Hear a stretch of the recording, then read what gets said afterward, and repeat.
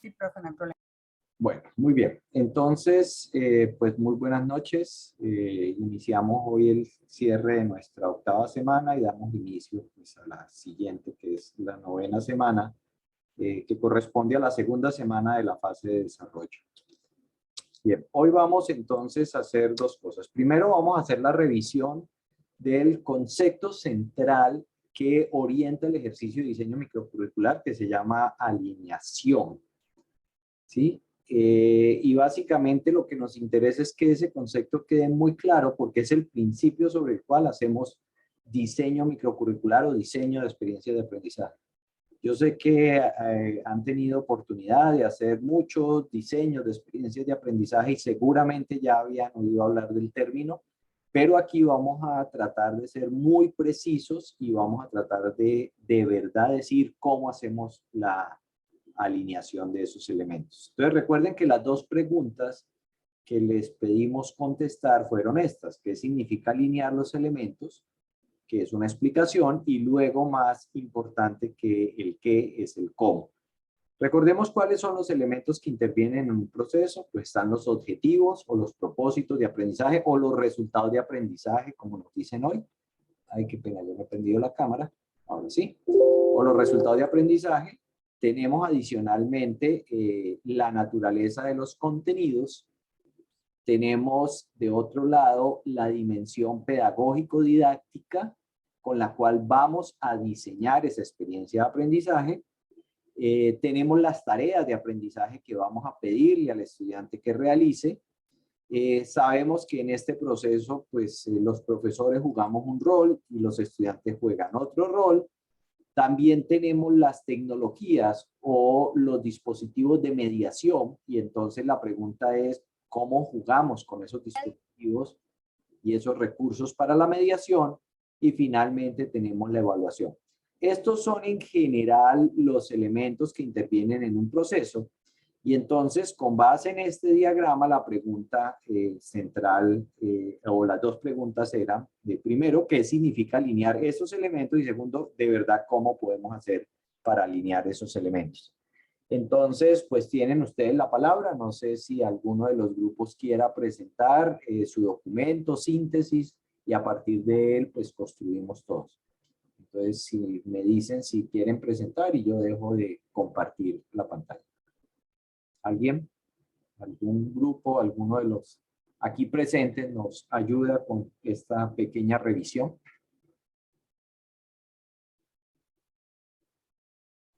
Profe, vamos a compartir Laura y yo, ¿le parece? Bueno, entonces dejo de compartir y adelante. Bueno, me da un momentito, yo trato de acordarme cómo es. Una flechita verde que dice compartir pantalla. ¿Ya la pueden ver? Ya, ahora sí. Sí, ya tenemos. Vale. Bueno, el grupo está conformado pues por Julio Ramírez, Laura y mi nombre es Brenda. Profe, Julio no está porque está tocando yo, pero le manda muchos saludos. Está La bien. idea del artista, profe. Bueno, nosotros nos reunimos y tratamos de contestar las dos preguntas. Sí discutimos un poquito la primera. Creo que sí estábamos como muy cercanos a la idea, sino que era como tratar de aterrizarlo en los tres que estuviéramos de acuerdo. ¿Qué tenemos acá? El alineamiento constructivo es articular y organizar de forma coherente los elementos que son objetivos de aprendizaje, el enfoque pedagógico, actividades de aprendizaje, recursos y mecanismos de evaluación de forma tal que den cuenta de los aprendizajes alcanzados por el estudiante y que permitan un proceso de enseñanza más organizado y eficaz. Ahí estamos leyendo pues que este alineamiento es más que todo el enfoque constructivista, pero que se puede aplicar para todos. Y que eso es lo que busca una enseñanza más organizada y eficaz.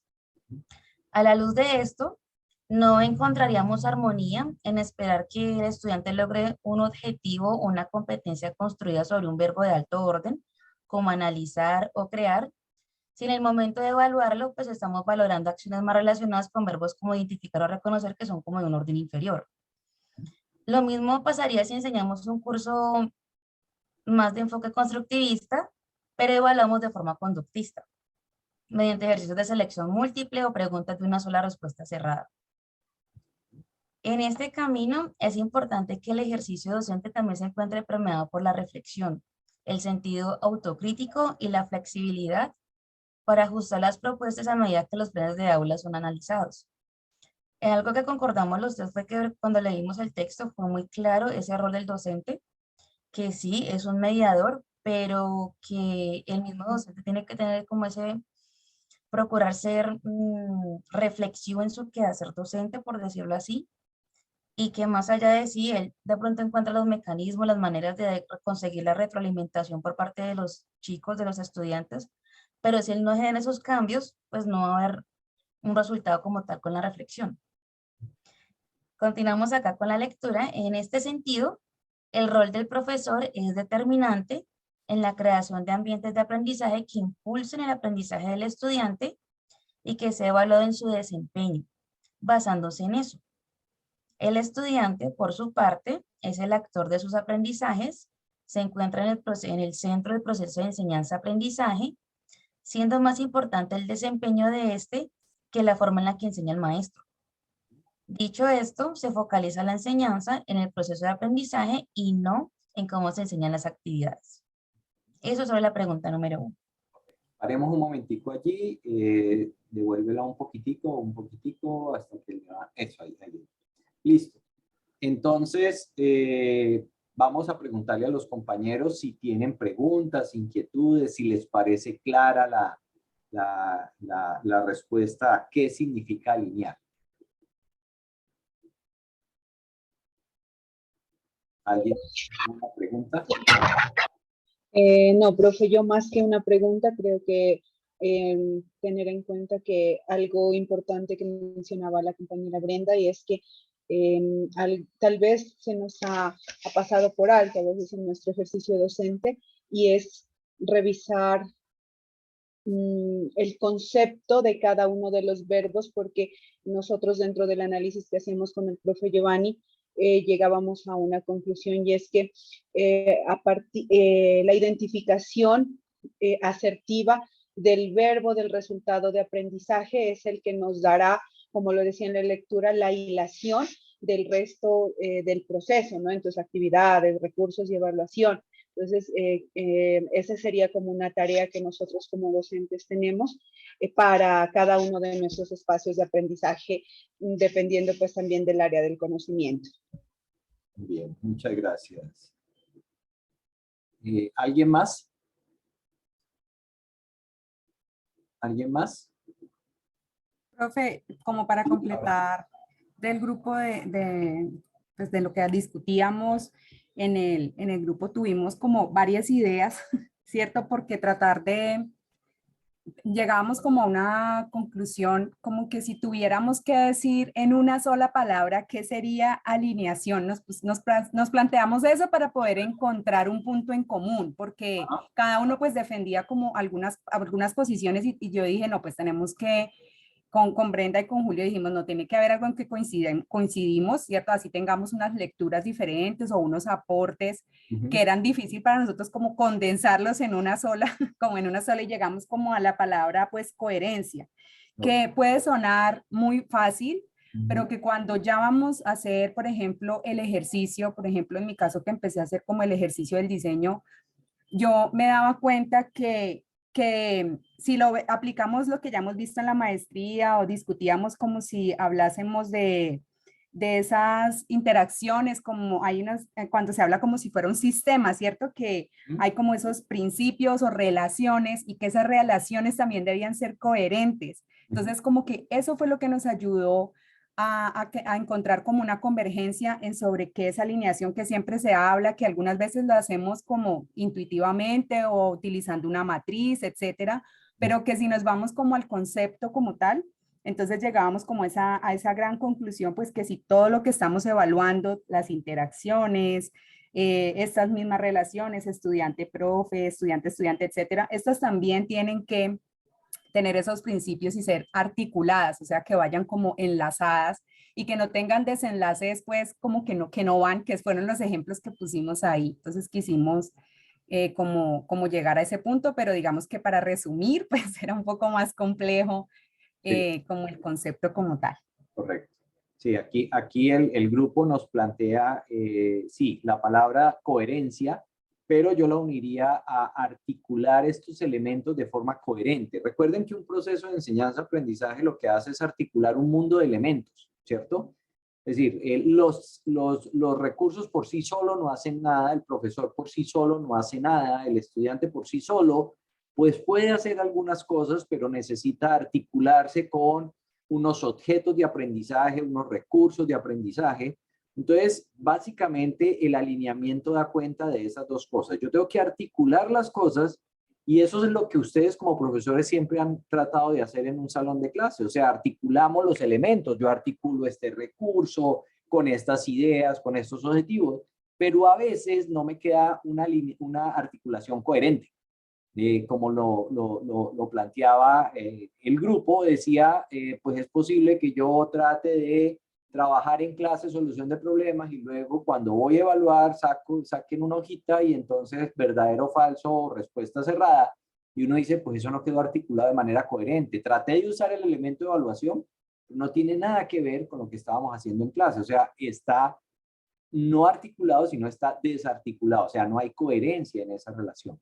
Entonces es bien importante esas dos palabras, es ser capaz de entender que el proceso de enseñanza-aprendizaje es la articulación de todos estos elementos, todos ellos tienen que estar articulados, pero a veces la articulación que yo logro o que ustedes logran como profesores con sus alumnos no es tan coherente, o por lo menos no es coherente para otro observador, para el mismo alumno eso no es muy coherente. Y el profesor hace una cosa y luego me pide que haga otra. ¿Esto por qué? O sea, uno lo desubica al mismo estudiante cuando hace ese tipo de cosas. Bien, acá también el grupo nos plantea algo que es muy importante, esto. Ustedes están viendo cuando yo resalto aquí, cuando yo marco, el ejercicio docente se encuentra permeado por la reflexión. Entonces, miren que la clave cuando yo estoy hablando de alineación o alineamiento, la clave de esto no es tanto que exista un mecanismo, un procedimiento, una regla para hacer la alineación. La clave de esto está en ese ejercicio permanente de reflexión. Porque recuerde que la práctica docente, el llevar, una cosa es lo que la intención de que yo tengo cuando diseño la experiencia de aprendizaje y otra cosa lo que me va sucediendo cuando yo voy al salón de clase y trato que esa experiencia de aprendizaje vaya funcionando. Entonces, allí es muy importante la reflexión permanente del profesor para darse cuenta que esa articulación que en el papel le funcionaba, en el salón de clase no le funciona. Seguramente les habrá pasado alguna vez.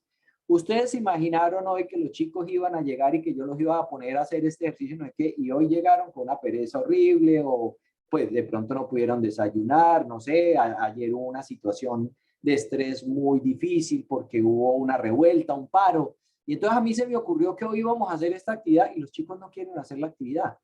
Entonces lo que yo intento hacer está desarticulado, ¿sí? Con el rol que los estudiantes van a jugar, con el interés que ellos van a poner. Entonces yo tengo que sentarme a pensar, bueno, esto no está funcionando. ¿Cómo hago de verdad para reorganizar la actividad y lograr una articulación coherente? Entonces lo más importante del alineamiento constructivo es, yo lo pienso cuando lo estoy diseñando, pero también sigo pensando en él cuando estoy actuando con ese ejercicio de alineación curricular en mi actividad.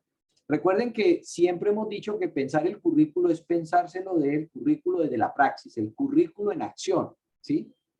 El currículo en acción, no el currículo planeado, porque el currículo planeado queda muy bonito en el papel, pero allá está, en el papel, no en el salón de clase. Entonces, no se olviden que el currículo llega al salón de clase, permea el salón de clase, transforma la práctica docente.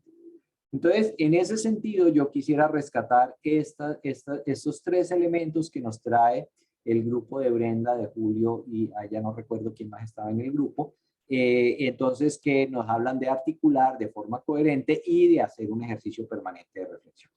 Bien, vamos ahora a la segunda pregunta, si te parece, Brenda, que es tal vez la más difícil. Bueno, ¿y eso cómo se hace? ¿Sí? Bueno, aquí vamos. ¿Cómo asegurar la alineación de los elementos del proceso de enseñanza y aprendizaje? Entre los tres, sacamos este. Y es, para asegurar la alineación constructivista, es importante primero conocer el modelo pedagógico que se hace implementar en la práctica educativa y asegurar que este sea transversal al diseño de la experiencia. Eso fue lo que hicimos justamente en las sesiones anteriores, que fue, bueno, vamos a diseñar el formático de Excel de acuerdo a mi unidad, cuál es el enfoque pedagógico que yo considero que aplica para mi unidad específica y obviamente que sea transversal en todos los procesos que yo voy a involucrar en los elementos que necesito utilizar aquí.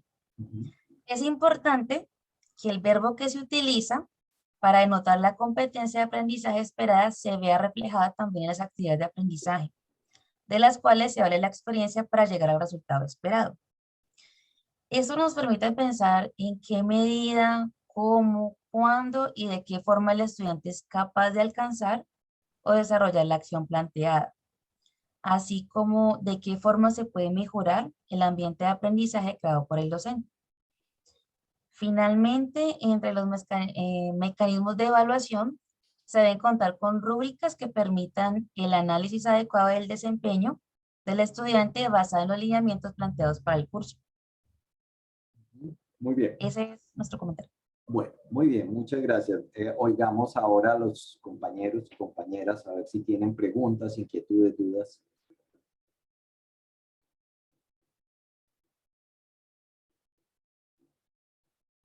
¿No hay preguntas? Miremos lo siguiente acá.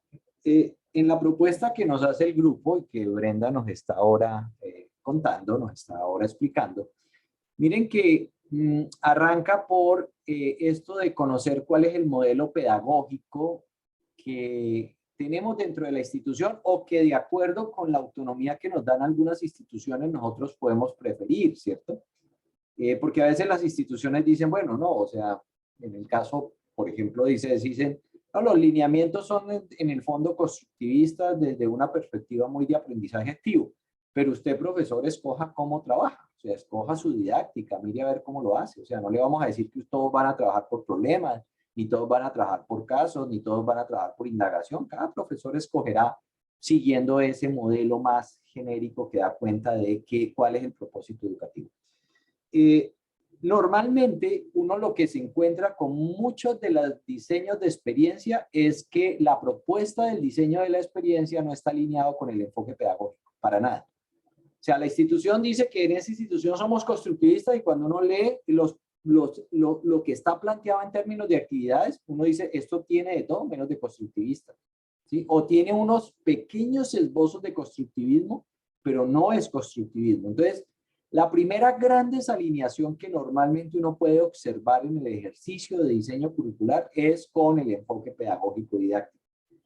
No es sencillo alinear el enfoque pedagógico didáctico, porque entre otras, a veces uno por el nivel de formación que busca, por el resultado de aprendizaje que busca, el enfoque pedagógico que de alguna manera le prescribe la institución, puede no ser el adecuado para llegar a ese resultado de aprendizaje que yo pretendo. Y entonces me toca forzar demasiado el enfoque pedagógico y entonces el profesor decide, no, yo mejor lo hago de esta manera y eso me resulta más sencillo.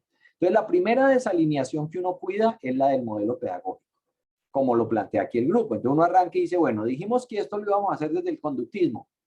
Bueno, pero ¿cómo es que trabaja un conductista? Y entonces uno ahí tiene que acordarse de las didácticas conductistas.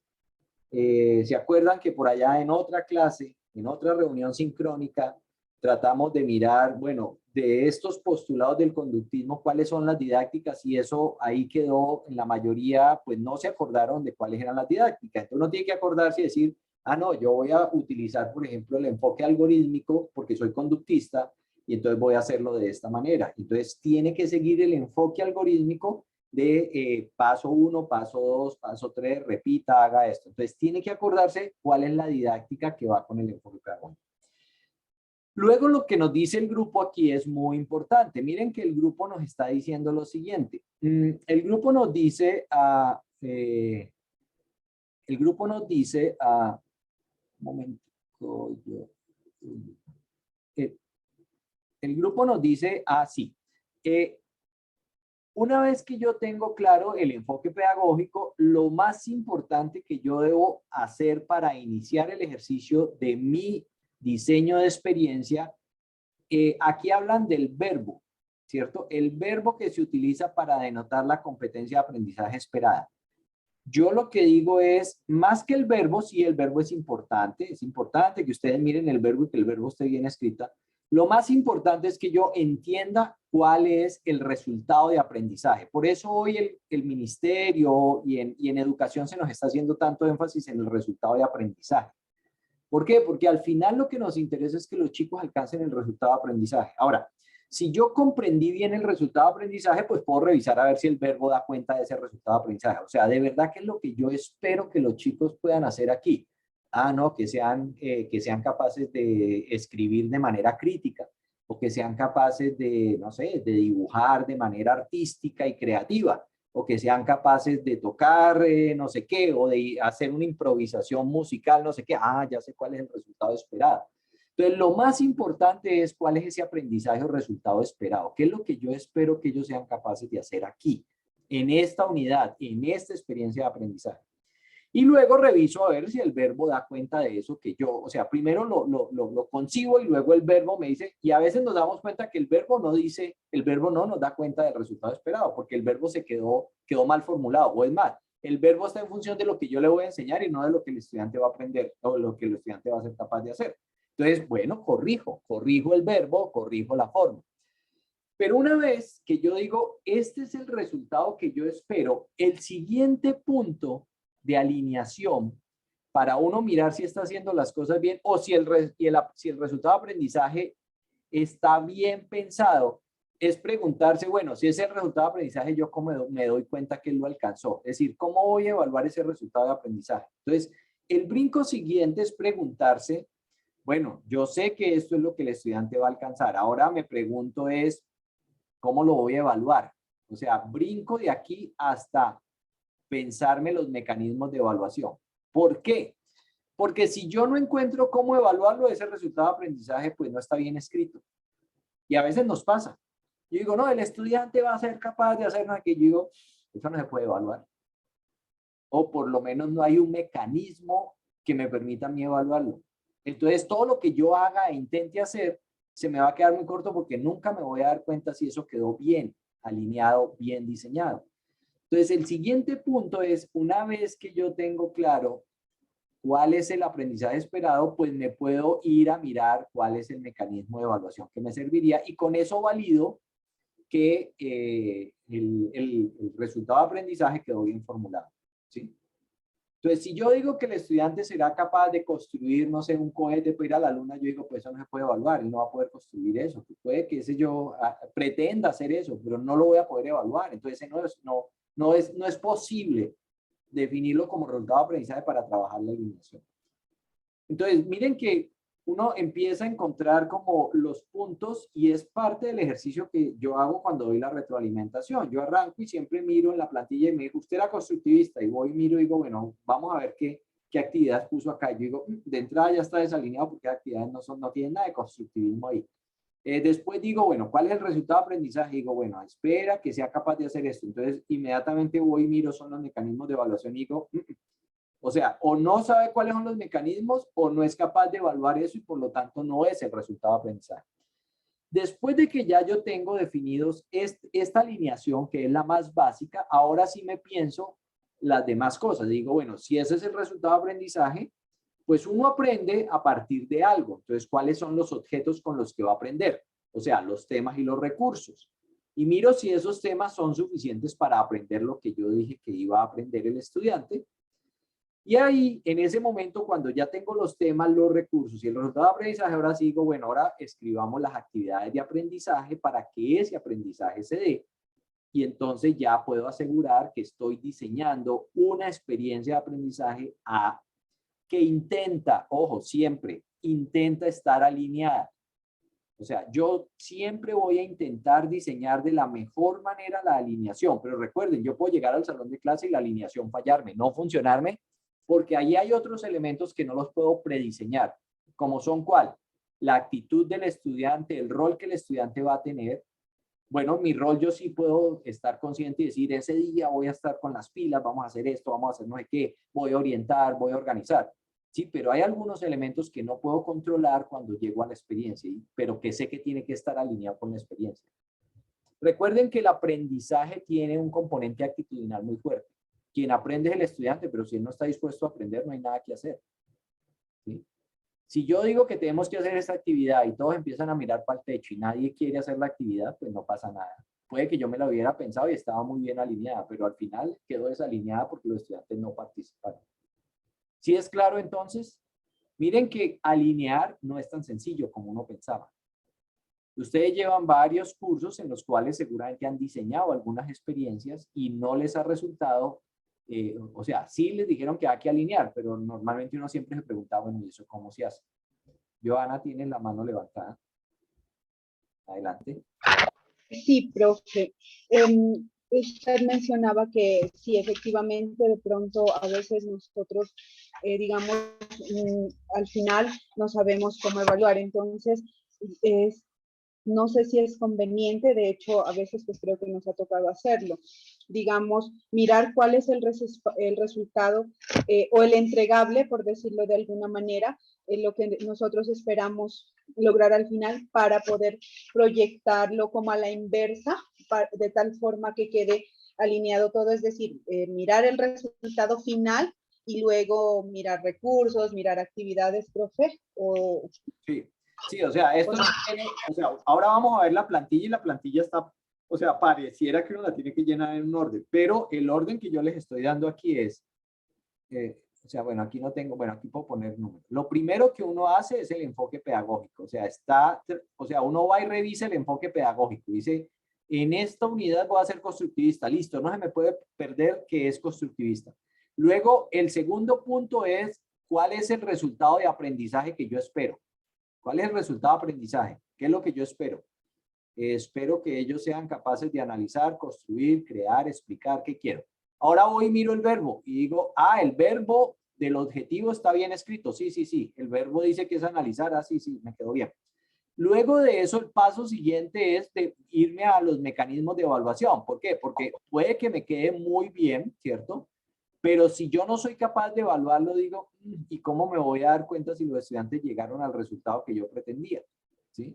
Entonces, es posible que al definir los mecanismos yo me tenga que volver y decir, no, ese resultado está demasiado amplio, es imposible lograrlo, tengo que ajustarlo un poco. Entonces, yo puedo acotar el aprendizaje. ¿Sí? Por ejemplo, yo podría decir, al finalizar el curso, el estudiante o al finalizar esta unidad, el estudiante estará en capacidad de resolver cualquier problema usando una app de no sé qué cosa. Digo, no, me quedó muy amplio porque yo no puedo evaluar si es cualquier problema. Yo podría evaluar si puede resolver problemas A o B, o sea, algún tipo de problema. Entonces tengo que acotar un poco el resultado esperado. Entonces, este ejercicio de pensar y reflexionar en la alineación de estos 4 elementos son la pista. Y después ya ahora sí, el quinto punto, ahora sí son las actividades, bueno, los recursos y las actividades de aprendizaje. Por último, hago la alineación de las actividades de aprendizaje y de los recursos. Claro, las actividades de aprendizaje las miro en función de este enfoque pedagógico, ¿no? ¿Sí? Porque yo puedo tener actividades de aprendizaje que no tengan nada que ver con el enfoque pedagógico. Miren todos los puntos de validación que uno tiene que tener para revisar si hizo correctamente el ejercicio de alineación. ¿Sí? ¿Sí es claro? ¿Alguna otra pregunta? Bueno, muy bien. Entonces, si dejas de compartir, pasamos y continuamos. Bien, voy entonces ahora a compartir nuevamente mi presentación. Y entonces ya por lo menos dijimos, bueno, ya entendemos qué es alinear, ya dimos unas pistas de cómo alinear. No hay reglas, no existen unas reglas. ¿Por qué? Porque la alineación es parte de un ejercicio reflexivo de encontrar esa coherencia, ¿sí?, en la articulación de los elementos. Bueno, voy entonces, un momentico, voy acá a avanzar, y entonces ahora vamos a mirar la propuesta de BICS. Voy a compartir. Entonces, esta es la propuesta del profesor BICS, ¿cierto? Entonces, cuando uno la mira, pues uno encuentra que BICS básicamente lo que dice es, venga, todo está alineado tomando como eje o punto de partida los objetivos, ¿sí? Donde él habla entonces de las actividades de enseñanza-aprendizaje y de la valoración de esos resultados de aprendizaje. Y bueno, aquí él usa una taxonomía que no importa. Nosotros, bueno, yo hace mucho rato conozco esta propuesta de alineamiento constructivo. Algo que hay que decir acá es que la propuesta inicial que hace el profesor Bix la hace para cursos en educación superior. Es un profesor que plantea esto para estudiantes universitarios. Luego, la propuesta se ha venido trabajando en todos los niveles educativos y hay bastantes experiencias, muchas universidades, muchas instituciones educativas hacen uso de esta propuesta. Nosotros en ICESI, yo la conocí hace muchos años, la he seguido y entonces nosotros hicimos un pequeño ajuste a la propuesta de Bix. Si ustedes ven, Bix plantea solo objetivos, actividades y evaluación o valoración. Nosotros pusimos la valoración en el centro porque en nuestro contexto lo que más se desalinea es la evaluación o la valoración. Y esa evaluación o valoración normalmente la desalineamos respecto de todos los elementos y aquí definimos los objetivos, resultados de aprendizaje, competencias, unidades de competencia, bueno, como sea, el resultado de aprendizaje, pero separamos, si ustedes ven acá, separamos actividades de enseñanza-aprendizaje, lo separamos en la estrategia didáctica y de aprendizaje y la selección de contenidos y recursos para el aprendizaje. Y les voy a decir por qué. Esta propuesta de Bix se hace para un contexto que no es el nuestro, sino el contexto anglosajón. Esto surge en Inglaterra, la propuesta de Bix la hace trabajando en Inglaterra y en Europa, en donde en términos generales pues no hay limitación o hay muy pocas limitaciones para los recursos de aprendizaje. Por lo tanto, pues yo no tengo que preocuparme por si tengo el laboratorio de biología o si tengo acceso a la base de datos con los últimos papers, o no tengo por qué preocuparme si tengo acceso a una sala de cómputo con un software sofisticado para hacer no sé cuántas cosas. Pero en nuestro contexto, nosotros sí tenemos esas limitaciones y en el contexto escolar de nuestras instituciones de básica y media, más, todavía mucho más, tenemos limitaciones en un momento dado en términos de contenidos y recursos para el aprendizaje. Entonces miren que a veces un objetivo formativo, una intención formativa, un resultado formativo se puede desalinear porque yo no tenga el recurso. Resulta que yo necesito que los estudiantes sean capaces de interactuar o trabajar mediados por una tecnología para construir y encontrar algo y resulta que esa tecnología no está disponible en la institución educativa, mucho menos en sus casas, hogares o donde sus amigos o familiares. Por lo tanto, esta intención formativa pues ya quedó chueca aquí, o sea, ya se rompió esta relación de coherencia entre la intención formativa y el recurso que yo necesitaría para lograr esa intención formativa. Cosas tan simples como el objetivo es que los niños aprendan a nadar y no se ahoguen y el recurso no tengo piscina, entonces ¿cómo les voy a enseñar a nadar? ¿Sí? Pues no se puede, es decir, no, pues se sale de toda posibilidad esta relación de coherencia porque no tengo el recurso para que aprendan a nadar. Entonces, por eso dijimos, no, para nosotros poder trabajar con esa propuesta de Bix, le hicimos este pequeño ajuste en donde separamos la didáctica de la selección de los recursos para el aprendizaje. Entonces, nosotros trabajamos, y ustedes ya empiezan a entender que la plantilla tenga estos 4 elementos para mirarlos todo el tiempo y mirar la alineación entre los 4 elementos. ¿Claro hasta allí? ¿De dónde surge la plantilla y cómo trabajamos con la plantilla? Eso es sí, profe. la propuesta. Muy bien. Entonces, básicamente lo que ustedes se van a encontrar ahora en el archivo en Excel, donde primero definimos los objetivos y los saberes, ¿cierto?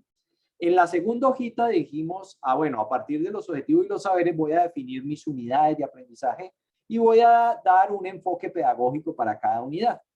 Ya ese ejercicio lo terminamos, yo lo revisé, les di algunas recomendaciones a algunos, no a todos, de hacer pequeños ajustes, Porque la plantilla automáticamente me lleva ya a las unidades de aprendizaje, entonces me aparece una plantilla para la unidad 1, unidad de aprendizaje 1, unidad de aprendizaje 2, y ahí entonces automáticamente me trae los objetivos del curso que yo asocié. Entonces, si estoy en la unidad 1, él me trae el texto de la unidad 1, me trae los objetivos que yo asocié. Entonces, si asocié el objetivo 2, aquí me trae el texto del objetivo 2, si asocié el objetivo 3, me trae el texto. Y me da un espacio para que yo estos objetivos de aprendizaje que son del curso ya los ponga en objetivos muy específicos de la unidad. O sea, porque esto es muy general y yo puedo aquí precisar exactamente qué es lo que él va a aprender en esta unidad.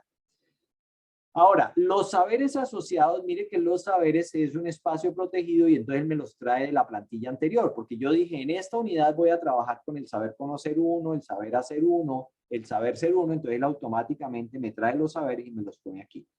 Y me dice, pero es que el saber es un constructo, es una categoría, o sea, el estudiante debe saber la teoría Y, pero bueno, ¿qué métodos o qué temas va a estudiar?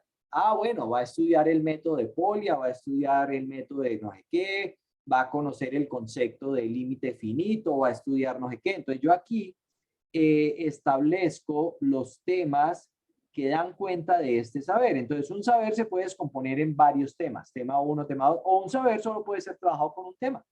Puede ser tan simple como que sea un solo tema. Una vez que yo tengo claros los temas asociados a cada saber, yo puedo preguntarme, bueno, ¿cuáles son los materiales de estudio? Ojo, no los materiales de enseñanza, sino de estudio. ¿Con qué materiales le voy a dar al estudiante la posibilidad de que él estudie, repase, revise? Entonces, yo normalmente voy a poner aquí, pues, artículos, videos, presentaciones, guías de laboratorio, en fin, yo voy a poner el material de estudio. Cuando hablo de estudio es del estudiante, o sea, cómo va a estudiar él. ¿Listo? Entonces, este es el primer pedacito de la plantilla donde aparecen los temas de estudio y los materiales de estudio. Mire que los temas y los materiales se asocian por los saberes y los saberes fueron definidos por la unidad. Entonces, el primer ejercicio de alineación que uno hace es cuando tiene aquí los saberes, uno empieza a decir tema de estudio y dice, no, pero yo en esta unidad no voy a ver ese, o sea, este saber y este tema, no, eso no es de esta unidad. ¿Eso qué quiere decir? Ah, que me quedó mal definida la asociación de unidades y saberes. ¿Listo? La siguiente plantilla me presenta las actividades que se van a realizar en el proceso de enseñanza-aprendizaje. Normalmente hay tres grandes momentos en el proceso de enseñanza-aprendizaje. Hay actividades de preparación previa a la clase, es decir, no estamos en la clase, es la actividad de preparación previa a la clase. Hay actividades que se hacen durante la clase y hay actividades que se hacen después de la clase, ¿sí?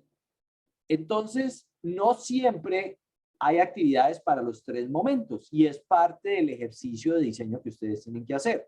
Entonces, ustedes pueden decir, antes de la clase yo le voy a pedir al estudiante, por ejemplo, que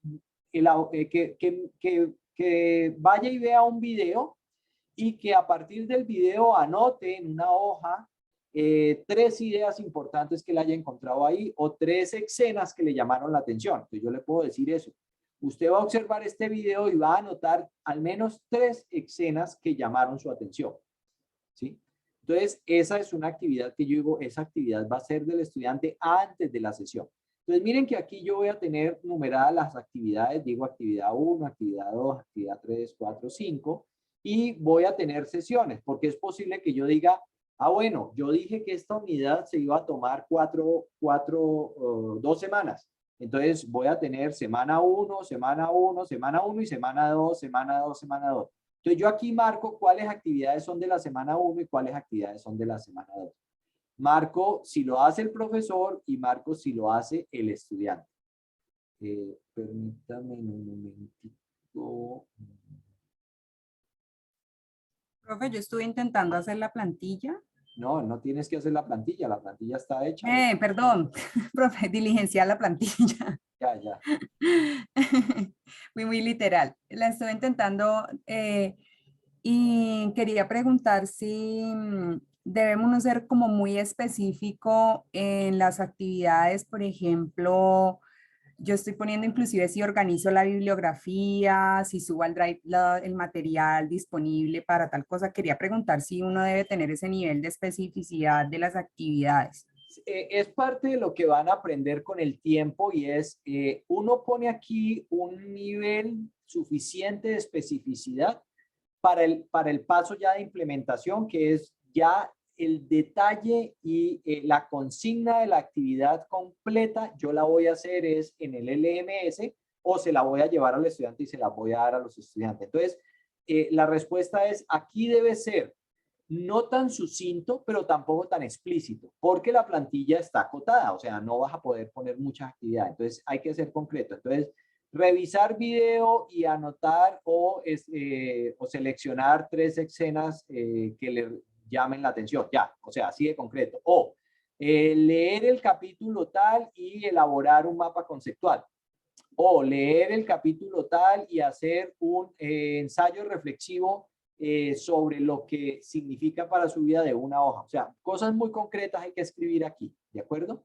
Lo que sí hay que escribir de manera específica, bueno, es en la anterior, lo que sí hay que escribir de manera específica es, no me deja aquí. Los saberes que están asociados, profe. No, ahora ya les muestro. Amén. Acá, ok. aquí hay que escribir de manera específica el material. Entonces, si es una página web, tengo que dar la página web. Si es el artículo tal, entonces tengo que decir artículo que aparece en la revista tal por el profesor. Referenciarlo. Sí, tengo que referenciarlo correctamente. ¿Por qué? Porque eso lo voy a necesitar cuando yo haga el diseño ya en el LMS, en la plataforma LMS. Entonces, lo tengo que diligenciar muy claramente. Ahora, miren que aquí aparece una columna y alguien, muchas personas dicen, ¿para qué pone esa columna allí? Recuerden que estamos aprendiendo a hacer alineación. Entonces yo digo, esta actividad, ¿qué saberes utiliza, qué temas y qué material? Entonces digo, esta actividad está asociada con el saber conocer 1, con slash material 1, ¿sí? Entonces aquí voy a escribir, voy a estar asociado con el saber conocer 1 y le pongo un slash con el tema 1 y con el material 1. ¿Para qué hacemos esto? Uno dice, ¿y usted para qué hace eso? Pues eso, cuando alguien tiene mucha experiencia y es muy reflexivo y ya sabe que tiene que alinear, pues esta columna no la llena, pues porque uno sabe que está alineando las cosas. Pero mientras uno aprende a alinear, uno va escribiendo aquí con qué saber, con qué tema y con qué material. Eso le permite a uno darse cuenta de si en la plantilla anterior, recuerden que en la plantilla anterior, aquí yo puse, mire que todo está codificado, tema 1, saber conocer 1, material 1.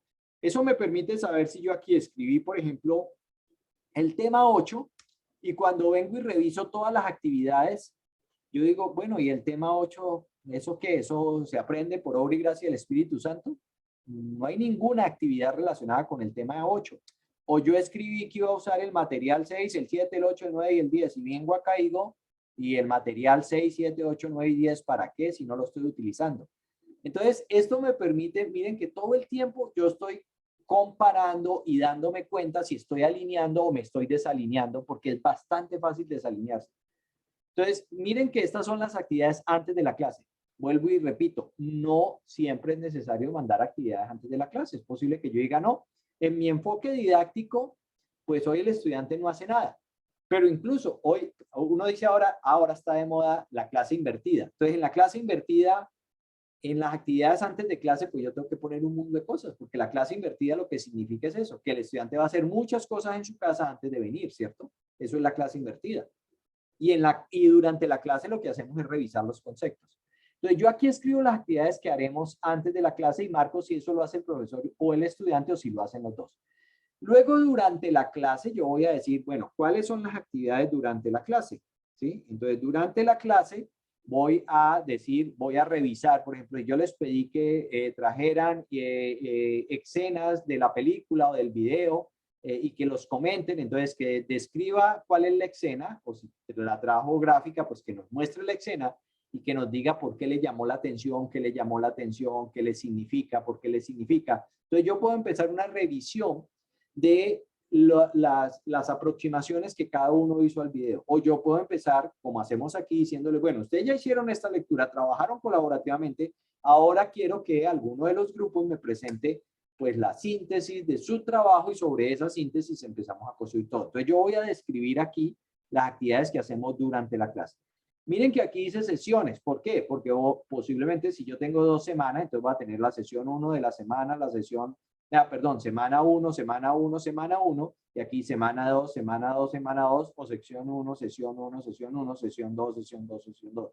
Entonces yo voy a poner tantas actividades como necesite para la sesión 1 y tantas actividades como necesite para la sesión 2. Marco también quién hace la actividad, si la hace el profesor o la hace el estudiante, y marco cuáles son los saberes, cuáles son los temas y cuáles son los materiales asociados. ¿Y qué es después de la clase? Después de la clase ya se acabó la clase y los estudiantes se volvieron para sus casas. Entonces hay actividades. Entonces a veces uno les dice, bueno, ustedes van a hacer esta tarea o van a acabar de construir el ensayo o van a acabar el laboratorio o van a hacer el informe del laboratorio o van a realizar una investigación y van a construir no sé qué cosa. Entonces yo aquí pongo las actividades que el estudiante va a hacer después de la clase. ¿Siempre tienen que haber actividades después de la clase? No, no necesariamente. Depende de la didáctica y el enfoque que esté utilizando. Entonces aquí voy a marcar quién lo hace, si el profesor o el estudiante y cuáles son los saberes. Y la última parte es la de la evaluación. Vuelvo y repito, no necesariamente se llenan de arriba hacia abajo. Ustedes la pueden llenar en el orden que quieran. Entonces miren que aquí también tengo para las semanas. Entonces la sesión 1, la sesión 1, la sesión 1, la sesión 2, la sesión 2, la sesión 2. Y aquí escribo los mecanismos. Aclaremos qué es un mecanismo. Un mecanismo es cualquier instrumento que me permite recoger información para darme cuenta si el estudiante aprendió o no aprendió. Denme un ejemplo de mecanismo. ¿Cuál es un mecanismo de evaluación? Profesor, un caso clínico, por ejemplo. Un caso clínico, ¿cierto? Pero ¿qué del caso clínico? Lo que el estudiante escribió o lo que el estudiante elaboró y explicó. Lo que resolvió el caso. Entonces el mecanismo es el documento que contiene la resolución del caso clínico, ¿ya? Es el documento o es el video, porque es posible que sea una simulación y yo lo vea en un video. Yo tengo un video donde grabo al estudiante pues haciendo el examen físico, haciendo no sé qué, entonces digo, ese video es el mecanismo que yo voy a utilizar para analizar la información. A veces nosotros le decimos a los estudiantes, van a elaborar un mapa conceptual. Bueno, pues entonces el mecanismo es el mapa conceptual que el estudiante elaboró. O yo le digo, van a elaborar un video. Yo les he pedido a ustedes que elaboren un video. Entonces yo puedo usar como mecanismo el video que elaboró el estudiante dando una explicación. ¿Por qué? Porque no tengo la oportunidad que todos los estudiantes hablen en la clase. Entonces tengo un video y después de que se termina la sesión, cuando estoy revisando, pues veo todos los videos. Entonces el mecanismo es el video y la plantilla en Excel. ¿Está claro? Ese es el mecanismo, el que me permite recoger la información. Ahora, como yo ahí recojo información, esa información yo la tengo que comparar contra algo o juzgarla de alguna manera, entonces por eso aparecen los criterios o lo que llamamos los elementos de valoración. Entonces, básicamente, realmente aquí no es criterio de elementos de valoración, sino son elementos, está invertido, son elementos de valoración en las criterios. Entonces yo digo, ¿qué voy a valorar? Voy a valorar, por ejemplo, la presentación gráfica del mapa. Ese es un elemento de valoración. Voy a valorar si el mapa es claro. Pero voy a valorar, por ejemplo, los conceptos incluidos en el mapa conceptual. Los conceptos incluidos. Pero en el mapa conceptual también puedo valorar las relaciones conceptuales que el estudiante escribió. Entonces yo digo, tengo 3 elementos para valorar. La presentación o la estructura gráfica del mapa, los conceptos que incluyó, y las relaciones conceptuales que identificó o incluyó. Y luego tengo los criterios. Entonces yo puedo decir, la imagen no es correcta o no es clara. Para los conceptos digo, no son suficientes o no los incluyó todos. Entonces digo cuáles son los criterios con que juzgaría ese elemento. Y finalmente, para las relaciones conceptuales digo, son correctas, pero no son suficientes. Entonces miren que normalmente uno lo que aquí escribe son los elementos de valoración y los criterios con los cuales uno elabora la rúbrica. Dicho de otra manera, pues al final aquí lo que va a quedar son la descripción. Porque yo no les estoy pidiendo aquí que me construyan rúbrica, yo asumo que ya saben hacer una rúbrica, sino que aquí doy las pistas para hacer la rúbrica. ¿Y cuándo vamos a hacer la rúbrica? Cuando la montemos en el LMS, no antes, aquí no vamos a hacer la rúbrica. Pero ya yo sé con qué criterio voy a valorar. Miren que aquí me dice, este mecanismo y estos criterios les sirven a ustedes para valorar qué objetivo. Entonces yo digo, con esto yo estoy valorando el objetivo 1. Entonces lo primero que uno puede llenar es esto. Voy a valorar con este mecanismo, con estos criterios, el objetivo 1. Si yo escribo aquí 4 mecanismos y resulta que aquí no soy capaz de valorar, me devuelvo. Yo dije acá que aquí había un objetivo de aprendizaje E1 o acá hay un objetivo de aprendizaje general del curso y resulta que acá ese objetivo no aparece. Yo digo, y entonces este objetivo no aparece aquí, digo, y entonces, ¿cómo voy a evaluar el objetivo? O no soy capaz de evaluar el objetivo o me faltan mecanismos de valoración. ¿Está claro? Luego, después de que tenga los objetivos, yo voy a mirar este mecanismo y este criterio está alineado con qué actividad de aprendizaje, porque lo más lógico es que este mecanismo surja en una de las actividades de aprendizaje. Si yo le dije aquí que el estudiante elaborara un mapa conceptual, pues ese ya puede servirme de mecanismo. Si yo durante la clase le dije que en grupo resolvieran un problema o resolvieran un caso clínico y que escribieran pues la solución en un documento, pues es que en clase hicimos la solución del caso clínico. O no, yo le pedí fue que después de la clase yo les iba a enviar unos casos clínicos y que se reunieran o en grupo o individualmente y resolvieran el caso clínico. Entonces miren que si el mecanismo que yo dije aquí era la resolución del caso clínico, pues yo pregunto dónde resolvieron el caso clínico, antes, durante o después. No importa. Yo puedo evaluar con actividades del antes, con actividades del durante o con actividades del después. Entonces, por eso aquí me pregunta eso con qué actividad está alineada. Pero si yo no encuentro con qué está alineado, digo, y entonces usted, ¿dónde espera que el estudiante haga esa actividad? ¿Cuándo espera que el estudiante haga eso si usted está usando un mecanismo que él no ha construido nunca? Y luego pregunto por los saberes asociados.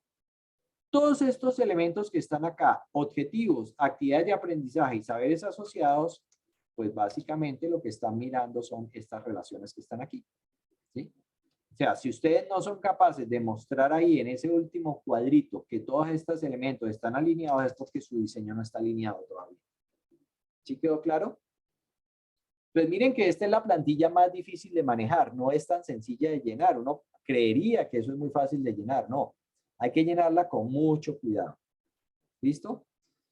Bien, ahora para terminar, ya muy rápidamente, voy a recordar, simplemente a manera de recorderis, lo siguiente. Vamos a mirar algunas secuencias didácticas, porque aunque yo sé que ustedes vieron didácticas y hablaron de las secuencias didácticas, cuando uno está llenando estas plantillas, a la mayoría de la gente se le olvida cómo es la secuencia didáctica. Entonces, si alguien levanta la mano y dice, no, es que yo soy conductista y esta actividad de esta unidad la voy a hacer de manera conductista, entonces recuerden que la secuencia didáctica de una actividad conductista, que es la exposición magistral de un tema, tiene esta secuencia didáctica.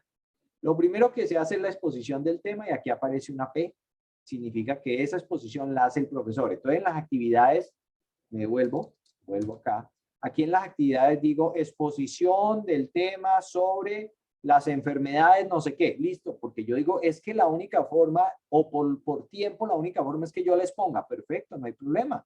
Nadie ha dicho que el conductismo y que la exposición magistral sea mala. Entonces usted le escribe aquí, exposición magistral, ¿sí? Pero ojo, yo hago la exposición magistral, pero miren que la exposición magistral, en la secuencia didáctica, se espera que el profesor dé espacios para preguntas de los alumnos y respuestas del profesor. Es decir, se espera que haya un diálogo a partir de la exposición magistral. Luego, como soy conductista, no se olviden, yo tengo que definirle al estudiante cómo va a ir a hacer él el estudio individual y cuáles van a ser los mecanismos de repetición para que ese aprendizaje se dé. Normalmente a nosotros se nos olvida esto. Perdón, hasta aquí. Yo borro este pedacito de aquí. Lo hago. Normalmente se nos olvida escribir en la secuencia didáctica cómo es que yo le voy a orientar el estudio individual al estudiante y cómo va a ser el mecanismo de repetición, y simplemente manejo la secuencia didáctica de la exposición magistral como expone el profesor, preguntas de los alumnos y evaluación. Pero si no hay esta parte de repetición, ¿sí? pues no estoy siendo de verdad conductista. Veamos otro.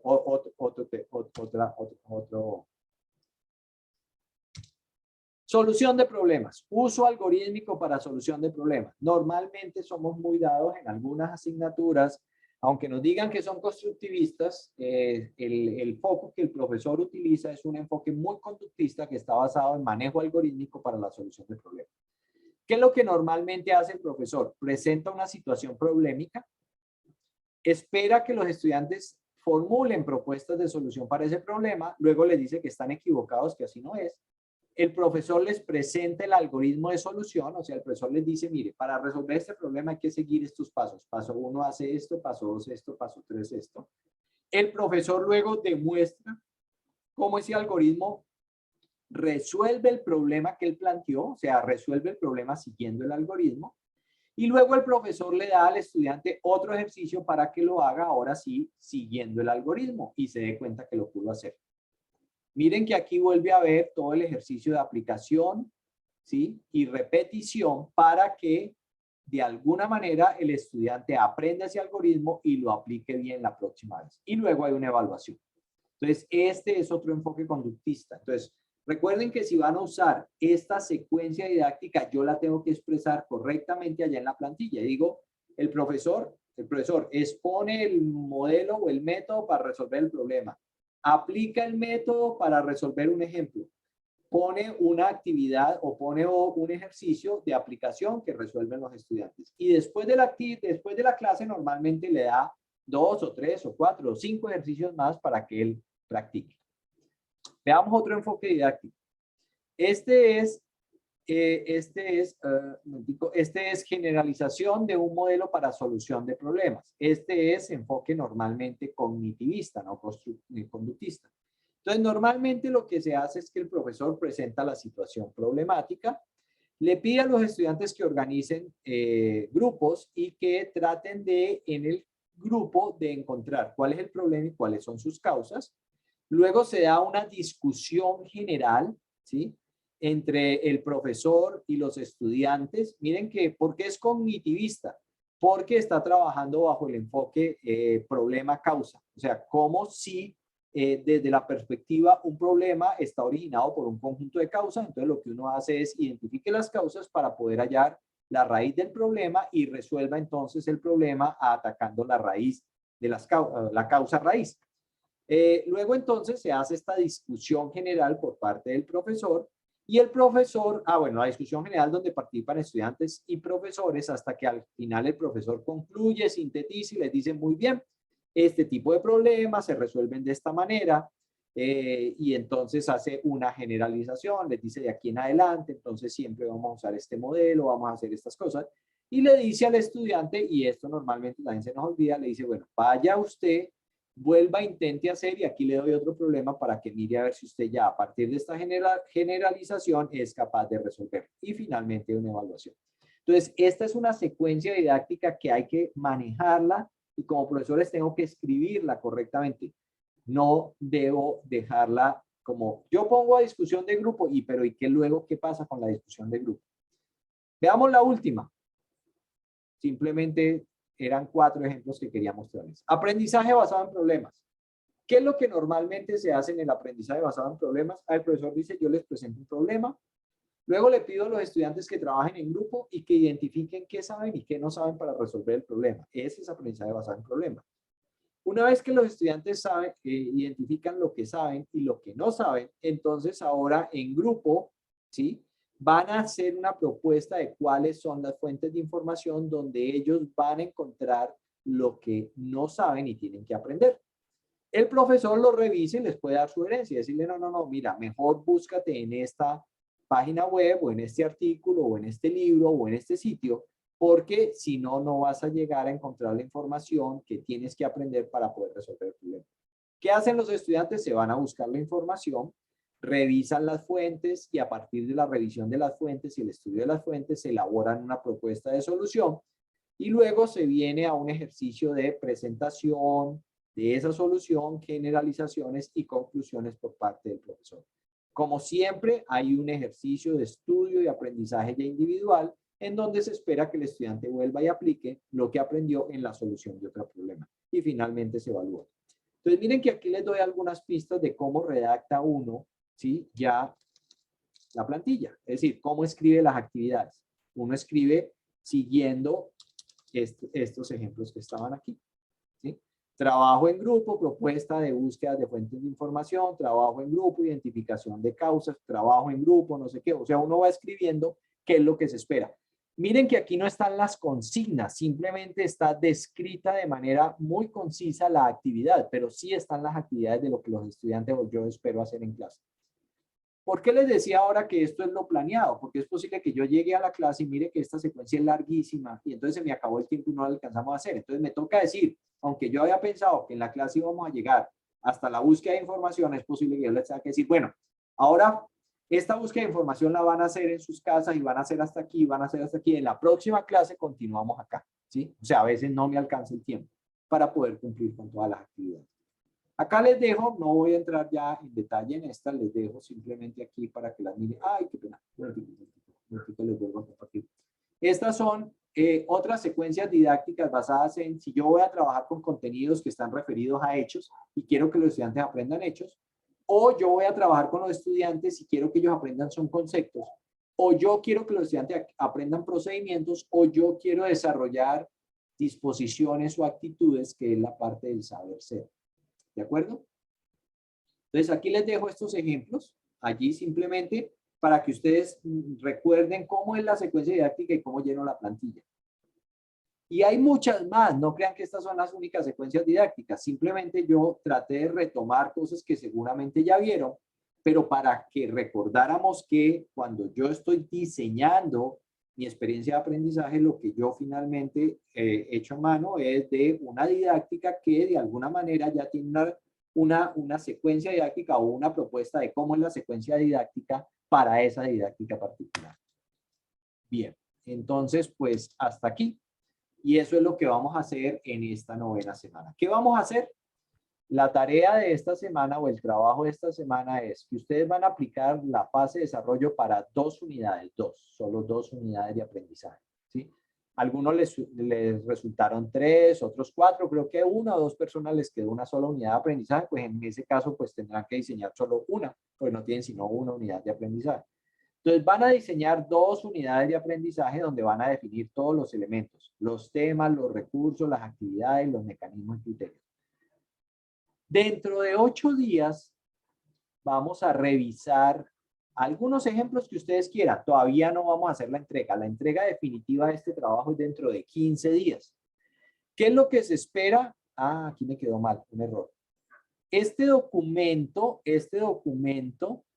no lo vamos a subir a Canvas, sino que aquí no es Canvas, sino Drive. Y no es una tarea, sino es una entrega preliminar en el Drive del grupo. Y entonces se espera que ustedes en sus grupos de trabajo se revisen los diseños curriculares y se den retroalimentación.